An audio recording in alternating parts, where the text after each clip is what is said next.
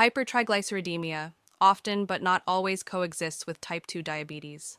Both independently increase the risk of vascular complications, with inflammation serving as the underlying pathology. T regulatory cells, identified as FOXP3 cells, mitigate inflammation through secretion of interleukin 10.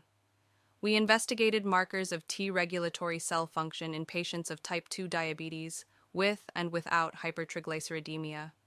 Patients with type 2 diabetes were divided into two groups: type 2 diabetes with normal triglyceride levels, designated as DNT, and type 2 diabetes with hypertriglyceridemia, designated as DHTG.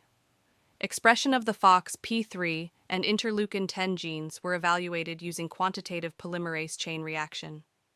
Serum soluble CD25 levels were measured by enzyme-linked immunosorbent assay. FOXP3 and interleukin 10 expressions were reduced in DHTG group. Serum soluble CD25 levels were significantly higher in the DHTG group. FOXP3 and interleukin 10 expressions correlated positively in both groups.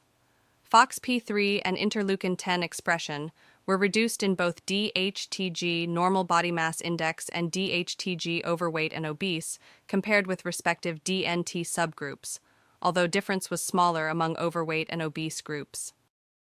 Reduced expression of FOXP3 and interleukin 10 indicates compromised T regulatory function in patients with type 2 diabetes and hypertriglyceridemia.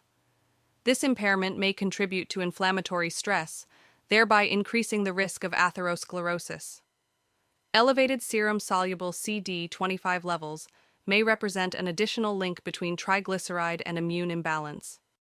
Obesity also appears to influence T regulatory function, though its precise role remains uncertain.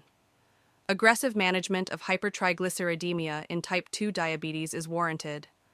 Furthermore, T regulatory may represent an attractive therapeutic target for mitigating risk of complications.